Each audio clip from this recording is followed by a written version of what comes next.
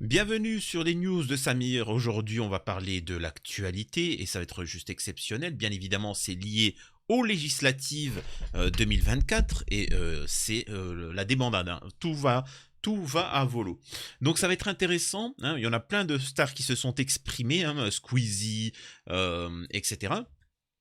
Et là, nous avons Rof qui a fait un texte et qui vaut la peine d'être lu et analysé. Donc vous allez voir, ça va être ultra intéressant. Et si ça va plus loin, bah, je rajouterai un sujet, mais je pense que le texte en lui-même va se suffire au moment où on voit. Alors au moment où je fais cette vidéo, il faut savoir que le nouveau Front Populaire est en train de tout péter, hein, et que nous avons 4 personnes blanches qui ont décidé de taper un scandale parce que elles ont été remplacées par des noirs. Et ça, vous l'avais dit, et des arabes, qu'à gauche, ils en avaient marre petit à petit de la non-représentativité des Noirs, etc. Et que maintenant, la gauche commence à faire un effort. Et t'en as beaucoup qui ne le supportent pas. Mais bon, on va revenir et vous inquiétez pas. En fait, le texte de Rof va me permettre de parler de tout ça. Avant ça, je vous invite à vous abonner, vérifier que vous êtes bel et bien abonné, laisser un commentaire, un like pour le référencement, me rejoindre sur ma chaîne secondaire, mes réseaux sociaux, et voilà. On démarre tout de suite parce que le texte est assez long et il y a plein de choses à dire dessus et vous me connaissez, hein, je vais digresser comme jamais. Alors ça démarre. Tellement de choses à dire, mais il est important de comprendre et surtout de se mobiliser face à ce chaos organisé contre nous.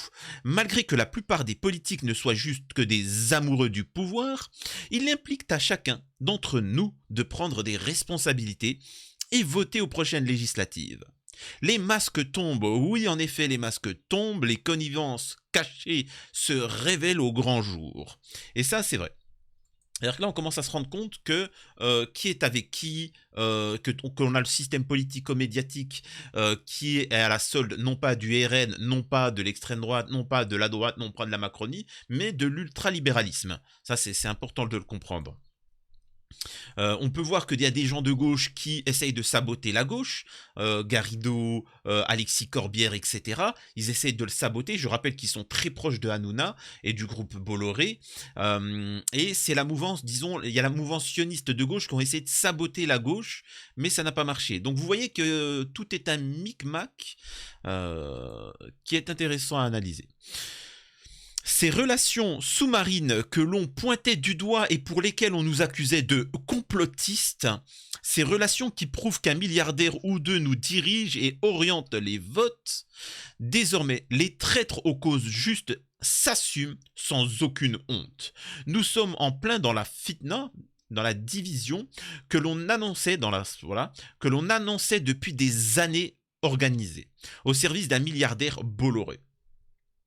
Alors, je précise que Bolloré n'est rien, hein. Il n'est qu'un maillon de l'histoire, mais effectivement, il utilise ses moyens. Vous avez pu le voir avec Hanouna. Hanouna TPMP s'arrêtait ce jeudi, enfin le jeudi de la semaine dernière, et au moment où je fais la vidéo, et j'avais dit, ce lâche, vu qu'il a une propagande, une haine, parce que tout est lié aussi à la Palestine, s'ils sont aussi motivés, c'est par rapport à Israël, hein, je tiens à le préciser, et que derrière, il ne pouvait pas partir en vacances et laisser le champ libre à des gens comme moi ou d'autres pour parler du programme dans le concret, etc.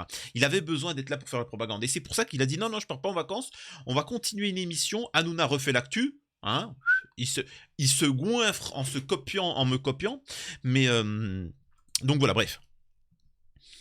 Maintenant, ça s'affiche ouvertement. Ce qui était nié puis soupçonné, est désormais acté. Et devinez qui est le dindon de la farce? Vous, le peuple. Il a empoisonné les masses depuis des années à coups de messages nocifs. Des musiques fast-food, dépravées sans aucun sens, si ce n'est celui du diable. La violence, le sexe, la drogue, nudité, alcool, etc. Et destruction de nos codes et de nos valeurs, famille, religion, humilité, respect, etc. Quel meilleur allié a-t-il trouvé que celui qui est soi-disant originaire de sa ville de naissance? Je précise aussi par rapport à ça, il faut savoir que moi, j'ai été l'un des personnes qui a été le plus critiqué par la communauté musulmane et maghrébine de France, hein, les M de France, comme on les appelle, parce que justement, j'avais dénoncé qu'à la télé, on mettait toujours des guignols, on mettait toujours des personnes issues de l'immigration, et qui venait, qui disait j'y crois pas, moi, je vis la vérité. Il parle comme ça dans un français châtié. Il y avait toujours des pseudo-musulmans qui nous faisaient la honte. C'est-à-dire que quand tu voyais un rabbin ou un prêtre, il s'exprimait posément, etc. Quand tu vois un imam, c'était catastrophique. Ou il était là, c'est un peu comme l'autre là, Majoubi. Macron. Akbar, Macron plus grand qu'Allah. La République, il est plus grand que l'islam. Une fois qu'il a été expulsé en Tunisie, Allah, levez-vous, c'est l'heure de la victoire. Casse-toi, mec, minable.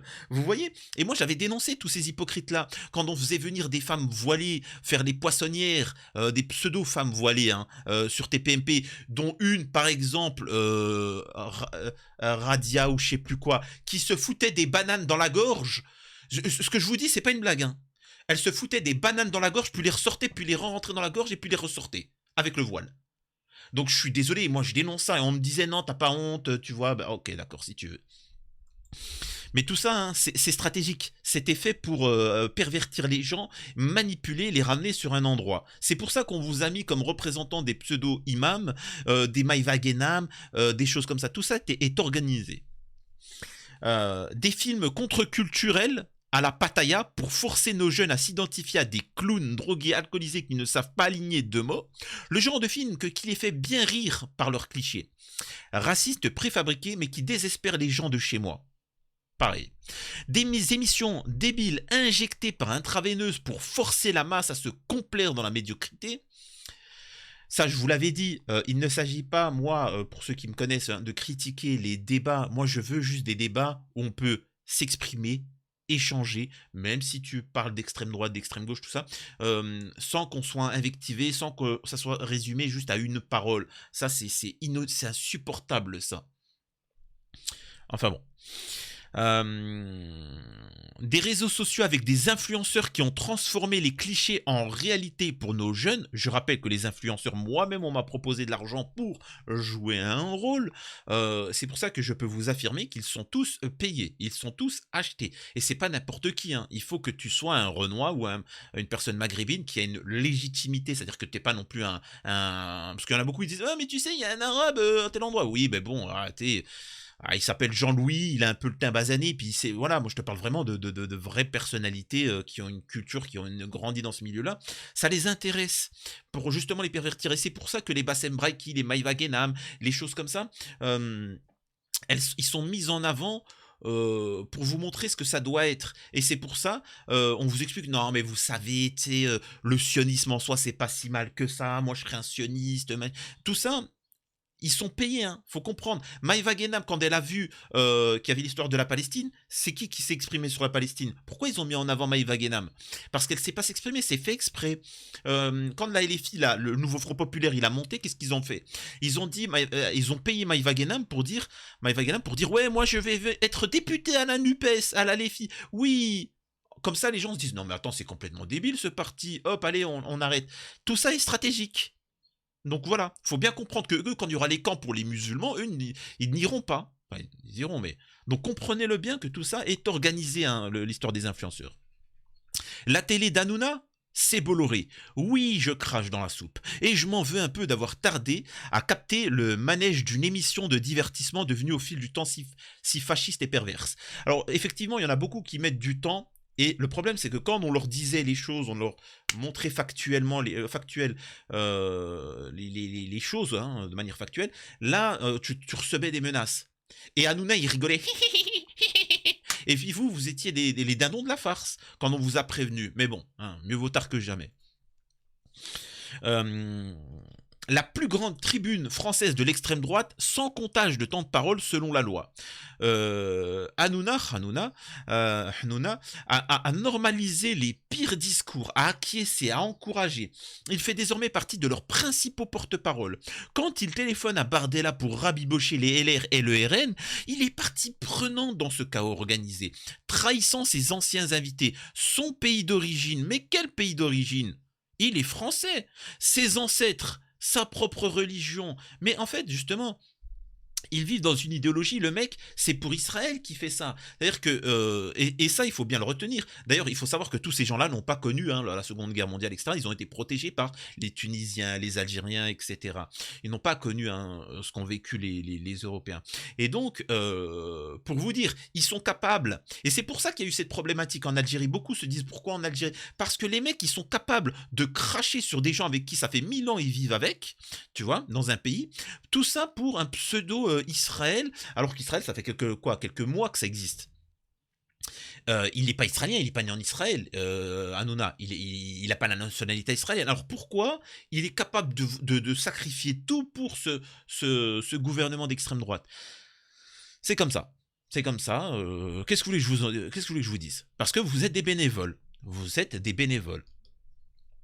Donc il trahit ses anciens invités, son pays d'origine, ses ancêtres. Maintenant, moi, je vous pose la question, pourquoi c'est comme les gens qui vont manger chez McDonald's, qui vont consommer machin. Pourquoi vous ne consommez pas communautaire? Eux, ils sont communautaires. Pourquoi vous n'êtes pas communautaire? C'est la question qu'il faut se poser, c'est pourquoi vous êtes bénévole et pourquoi eux ne le sont pas. Et il faut vous remettre en question. Ce microbe sans honneur, prêt à tout pour quelques euros, qui a lancé sa carrière à Walp en bouffant l'arrière d'un yinche, se croit maintenant tout puissant grâce à l'argent milliardaire.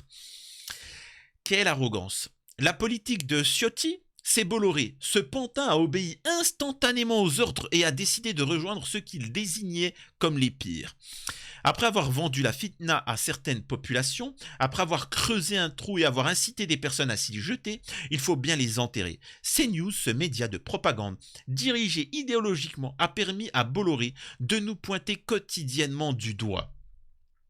L'extrême droite est ad vitam aeternam, l'ennemi de la France. Ce qu'on vit aujourd'hui était inconcevable il y a peu.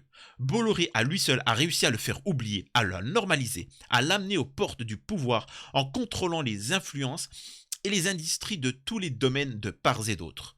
Ne soyez pas étonnés que ceux qui voudraient nous tirer vers le haut soient censurés, voire éliminés. Oui, merci. Je précise. Pour ceux qui sauraient pourquoi certains me tombent dessus, je pense que c'est désigné. Il y en a qui fantasment pouvoir avoir un poste, une place, bande de soumis. Tu vois, quand moi je vais à l'affrontement, les mecs, je vais à l'affrontement, je vais au choc, je vais dénoncer les choses, je vais au truc, et j'apprends que par derrière, ça me met des petits coups comme ça. Mais je vous ignore, vous m'intéressez pas, j'ai un ennemi bien plus grand, j'ai le sionisme international, qu'est-ce que je m'en fous de vous? Pourquoi tu réponds pas à telle chose? Que ça va faire moi? Billy. Bref. J'en étais à où? Ne soyez pas étonnés que si... Voilà.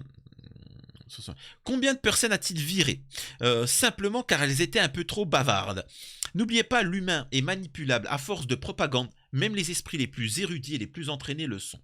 N'oubliez pas que derrière le sourire hypocrite de Jordan Bardella se cache le GUD, génération identitaire, et de nombreux miliciens adeptes de ratonnade. Notre abstention de vote provoquera collectivement notre suicide social. C'est un tournant historique à prendre avec les clignotants pour nos gosses.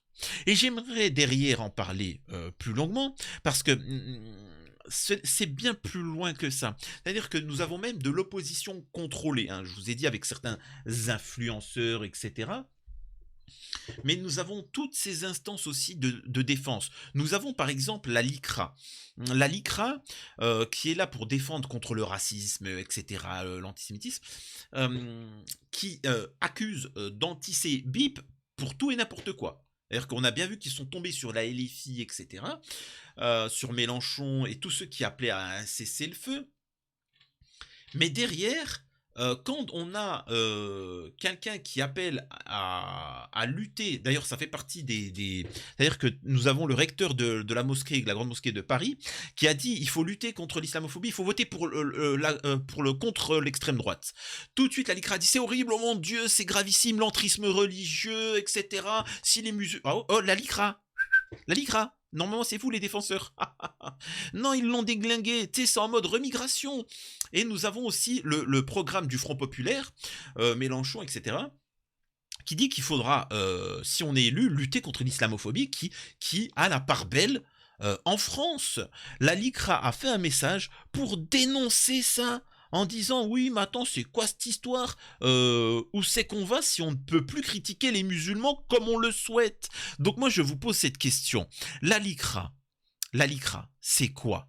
Dites-moi, c'est quelque chose qui est là pour défendre les musulmans ou à l'inverse, leur tomber dessus? Je vous demande, c'est tout simple cette question-là. Et donc ça montre bien qu'ils sont infiltrés, que tout est organisé de longue date. De longue date, ils ont saturé le système. Et c'est à vous de casser ce système-là, et c'est pour ça qu'ils ont peur en ce moment. Écoutez ça. Et je vais vous montrer un truc qui risque de vous choquer. Attendez. Le programme du Front populaire comprend la lutte contre l'islamophobie en page 10. Cette notion dévoile la lutte contre le racisme et criminalise la libre critique de l'islam. En France, la critique des religions est libre, n'en déplaise à cette gauche qui trahit la laïcité. Les discriminations et le racisme anti-musulman, comme tous les racismes, sont lourdement sanctionnés. D'accord, ouin, etc. Donc en fait, le mec, il est là pour dire faut y aller, quoi. Et moi, je vais vous montrer une chose qui est toute simple, et vous me dites ce que vous en pensez. Très simple. Alors, je vais vous trouver ça. C'est simple. Mila vient de poser un truc. Vient de poster quelque chose. Islam hors d'Europe. Point simple. Et moi, j'aimerais juste savoir un truc. Si demain je disais juif hors d'Europe, est-ce que ça serait considéré comme de l'antisémitisme? Oui, ça serait considéré comme de l'antisémitisme. Et ça, c'est pas de l'islamophobie? Ça, c'est quoi? C'est de la critique de la religion? Non, c'est tous les musulmans, gentils, pas gentils, médecins, pas médecins, avocats, pas avocats, ce que tu veux. Enfants, nourrissons, tout ce qui est musulman, ça dégage.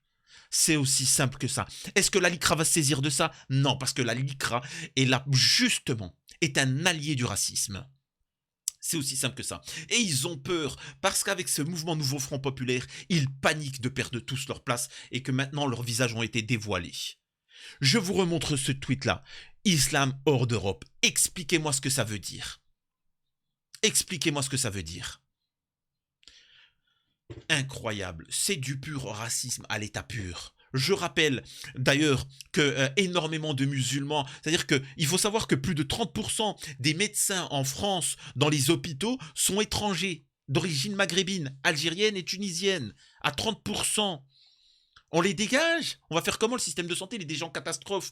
Et au-delà de ça, je ne parle pas des Français de naissance. Là, je parle vraiment des gens qu'on a fait venir. Mais moi, je te parle aussi des gens qui sont nés en France, qui sont musulmans. Qu'est-ce qu'on fait? On les dégage? Dites-moi, la LICRA, est-ce que c'est condamnable ça ou pas? Bien évidemment que c'est condamnable, mais pas pour la LICRA et pas pour le système français. Voilà où ce qu'on en est. Quand ils vous disent que c'est pour ça, non, c'est juste les musulmans, point barre. Et quand je peux vous dire une chose, parce que tu ne peux pas prendre des millions et les envoyer dans des pays, ils vont te dire mais ça nous appartient pas, c'est des Français. Là, ils vont dire quoi? Ben on peut pas les caser, ben on les foutra dans des camps. Préparez-vous, c'est pas une blague et ne cherchez pas des mecs qui sont sans pitié. Et c'est pour ça qu'Hanouna et tout ça, ils s'agitent. Parce qu'ils ont peur justement que soit vous fuyez le pays, ou soit que vous prenez le pouvoir entre-temps. C'est pour ça qu'ils se dépêchent, là, ils sont en urgence. Dites-moi si je me trompe. Dites-moi si je me trompe sur ce sujet-là. En tout cas, voilà. C'était les news de Samir. Dites-moi ce que vous en pensez. Je suis curieux. Et on se retrouve une prochaine fois.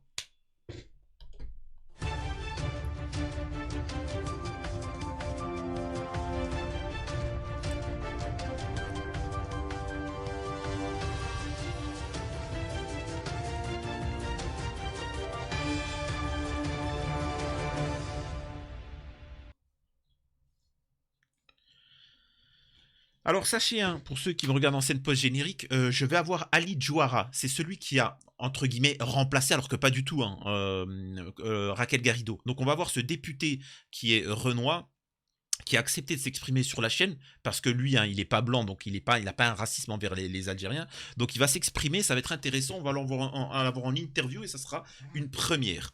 Prenez soin de vous. Hop.